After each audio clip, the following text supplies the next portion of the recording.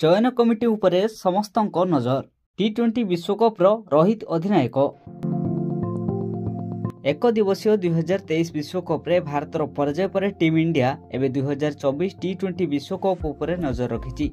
एथिरे विजयी हेबा पई भारतीय दल योजना प्रस्तुत करिछि। यार आरंभ 2024 जून रे हेबो। एही टूर्नामेंट वेस्टइंडीज एवं अमेरिकार मिलित सहयोग रे आयोजित हेबाकु जाउछि।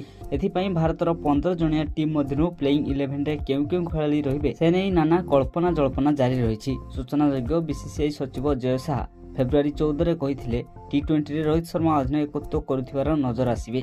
या सहित से जोर देई कहिथिले टी20 विश्वकप trophy team India Rohit Sharma नेतृत्व रे जितिबो। तेबे रोहित को छाड़देले अवशिष्ट 14 जन खेलाड़ी किए से नहीं सस्पेंस जारी रही। यह संभाव्य तालिका रे विराट कोहली, रोहित शर्मा, यशस्वी जयसवाल समेत अन्य प्रतिभावान खेलाड़ी रहिबे बोली चर्चा होउछि।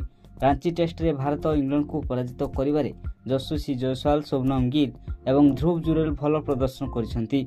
या सहित आईसीसी तालिका रे सेमाने ऊपर को उठिसंती। एही सब खेलाड़ी टी20 रे भल प्रदर्शन करिबार आशा रहिछि। तेबे चयन कमिटी उपरे एबे समस्तक नजर।